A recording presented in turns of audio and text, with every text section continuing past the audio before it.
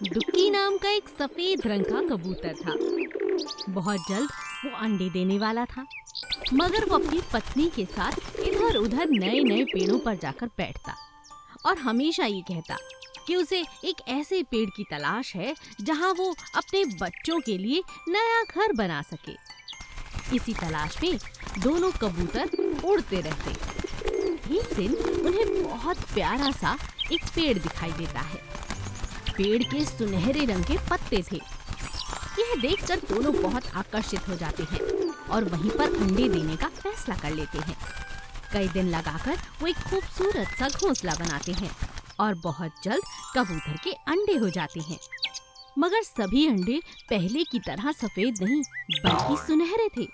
यह देखकर कबूतर डर जाता है और जोर जोर से चिल्लाने लगता है, हे भगवान, ये मेरे साथ क्या हो गया?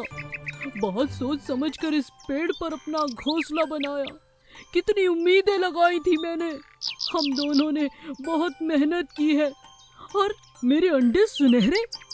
अरे अगर ये सुनहरे हैं तो मैं इनका क्या करूँगा? इनसे मेरे बच्चे वापस कैसे आएंगे? हे भगवान, ये क्या अनर्थ हो गया? ना तो मैंने सुनहरे अंडों की कहीं बात सुनी है, ना ही कभी देखे हैं। अरे भगवान, तुम ही कुछ कहो। मैं क्या कहूँ? मुझे तो कुछ समझ नहीं आ रहा। मेरे बच्चे, मुझे तो लगता है हमें उल्लू पंडित की मदद लेनी चाहिए। दोनों उड़ते हुए उल्लू पंडित के पास जाते हैं। उल्लू पंडित ये बात सुनकर हैरान रह जाता है और वापस उनके पेड़ पे आकर अंडों की जानकारी लेता है। अंडों को बहुत देर तक देखने के बाद उल्लू पेड़ को भी ध्यान से देखता है। जरूर इस पेड़ में कोई खास बात है। ये कोई मामूली पेड़ नजर नहीं आ रहा।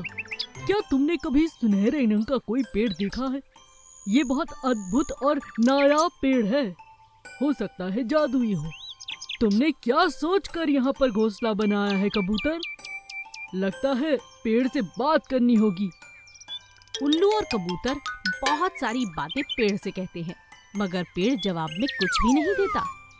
ठीक है, ये पेड़ बात करना नहीं जानता। कोई बात नहीं, मेरे पास एक उपाय है। अंडे उठाओ और अभी दूसरे हरे भरे पेड़ पर चलकर रखते हैं। जैसे ही दोनों कबूतर अपने अंडे उठाकर एक हरे भरे आम के पेड़ के पास जाते हैं, दोबारा से अंडे एकदम सफेद रंग के हो जाते हैं। सुनहरे अंडे गायब हो जाते हैं। यह देखकर दोनों कबूतर बहुत खुश हो जाते हैं। तुम्हारा बहुत बहुत शुक्रिया उल्लू जी। मुझे मेरे बच्चे, मेरे अंडे वापस मिल गए हैं। कोई बात नहीं, ये नायाब पेड़ था, इसकी गलती नहीं है, गलती तुम्हारी है। कभी भी लालच में आकर नई चीजें दोहराने के चक्कर में हमें अपनी असलियत भूलनी नहीं चाहिए। अब दोनों कबूतर खुशी खुशी अपने अंडों के साथ नए आम के पेड़ पर रहने लगे। होशियार बुढ़िया। सुभाष नगर जंगल के किनारे बसा एक छोटा सा गांव था। वहाँ पर कमला नाम की बूढ़ी औरत अकेली रहा करती थी।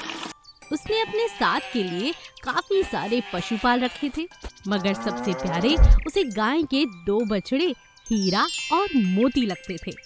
वो हीरा और मोती से काफी प्यार करती थी और कभी उन्हें अकेला तक नहीं छोड़ती थी। एक दिन एक गांव वाले ने आकर उसे बताया कि उसकी बहन, जो कि जंगल की दूसरी ओर गांव में रहती है, काफी बीमार है और उससे मिलना चाहती है। ऐसा सुनकर कमला ने जंगल पार अपनी बहन से मिलने का फैसला कर लिया। लेकिन जाते जाते उसने अपने दोनों प्यारे प्यारे बछड़ों से कहा, अपना ख्याल रखना और खाना वाना खाते रहना। हाँ, ऐसा कहकर वो सुभाष नगर से निकल पड़ी। लेकिन जंगल में आते ही उसे डर लगने लगा, कहीं कोई हिंसक पशु ना आ जाए। अभी कमला ऐसा सोच ही रही थी कि अचानक उसके सामने तेंदुआ आकर खड़ा हो गया। मजा आ गया, बड़े दिनों बाद इंसानी माल मिला है। लेकिन बुढ़िया ने बड़ी ही चालाकी से उससे कहा, तेंदुए रुक जाओ, मेरी बहन मरने वाली है, मैं उसे मिलकर आ जाऊं, फिर तुम मुझे खा लेना। ठीक है, जाओ, धोखा मत देना। बुढ़िया जैसे ही आगे बढ़ी, तभी अचानक एक बहुत बड़ी रीछ उसके सामने आ गई। जैसे ही उसने उस पर हमले करने की कोशिश की, बुढ़िया ने फिर से कहा, तुम मुझे मार कर खा जाना, लेकिन मैं एक बार अपनी बहन से तो मिलाऊं। रीछ ने उसे जाने दिया। थोड़ी देर आगे जाकर जंगल में उसे शेर मिला। शेर भी जैसे ही उसे मारने को हुआ, हमला करने ही वाला था कि बुढ़िया जोर से चिल्लाई और कहा, बस बस बस शेर महाराज, मैं आपसे हाथ जोड़कर विनती कर रही हूँ कि मुझे अपनी बहन से मिलने दो, फिर मैं आपके पास आ जाऊंगी, आप मुझे खा लेना, मैं वादा करती हूँ। शेर ने भी उसे जाने दिया। अपनी बहन से मिलने के बाद जब बुढ़िया शेर के पास आई तो शेर ने कहा, बुढ़िया तूने बहुत देर लगा दी, मुझे बहुत भूख लग रही है, कहाँ थी तुम? कमला ने बड़ी अच्छी योजना बना रखी थी। उस हिसाब से उसने शेर से कहा, शेर महाराज, मैं तो आपके पास जल्दी आना चाहती थी, लेकिन थोड़ी दूर पर एक शेर मुझे मिल गया। उसने मुझको निशाना बनाया, लेकिन मैंने उससे कह दिया, नहीं नहीं, मैं तो आपका शिकार हूँ। यह सुनकर शेर को बहुत गुस्सा आया और उसने कहा, चलो मुझे बताओ कहाँ है वो शेर? कमला शेर को पुराने वाले कुएं के पास लेकर आती है। देखिए महाराज, इस कुएं के अंदर छुपा बैठा है। शेर ने कुएं में अपनी परछाई को देखा और उसे मारने के लिए उस कुएं में कूद पड़ा और वहीं खत्म हो गया। और चालाकी से बचते बचाते बुढ़िया अपने घर वापस अपने हीरा मोती के पास लौट आती है। खुशी खुशी अपना जीवन जीने लगती है। एक जंगल में चुनमुन चिड़िया अपने बेटे मनु के साथ रहा करती थी। चुनमुन गर्भवती थी और जल्दी ही एक प्यारी चिड़िया को जन्म देने वाली थी। चुनमुन चिड़िया रोज सुबह खेत में दाना चुगने जाती थी और घर आकर अपने बेटे को खिलाती थी। रोज की तरह एक दिन जब चुनमुन खेत में दाना चुगने जा रही थी, तभी उसने अपने बेटे से कहा, मैं जल्दी ही आ जाऊंगी मनु, तुम अपना ख्याल रखना बेटा। हाँ माँ, आप भी अपना ख्याल रखना और मेरी कोई चिंता मत करना, मैं मेरी नन्ही चिड़िया बहन का भी ध्यान रख लूँगा। हाँ बेटा, ठीक है, ख्याल रखना। ऐसा कहकर चुनमुन वहाँ से दाना चुगने के लिए उड़ जाती है और एक खेत में जाकर काफी सारे दाने खा लेती है और अपना पेट भर लेती है। और उसके पेट में चिड़िया भी दाना खाकर अपना पेट भर लेती है। और फिर चुनमुन काफी सारे दाने मनु के लिए लेकर अपने घर की ओर उड़ जाती है। लेकिन रास्ते में उड़ते उड़ते थक जाने के कारण वो एक पेड़ के नीचे आराम करने के लिए बैठ जाती है। अपने पेट में पल रहे बच्चे से बात करने लगती है। मैं तो बहुत थक गई, मेरा प्यारा बच्चा, तुम जल्दी ही इस दुनिया में बहुत सारी खूबसूरत चीजें देखोगे। जब तुम बाहर आओगे तो देखोगे दुनिया कितनी सुंदर है। ये बड़ा सा पेड़ जो मुझे ठंडी छाया दे रहा है ना, नदियाँ प्यारी, फूल और कलियाँ प्यारे प्यारे, बहुत अच्छे फल, वो भी मीठे मीठे। तुम्हें ये सब बहुत अच्छा लगेगा मेरे प्यारे बच्चे।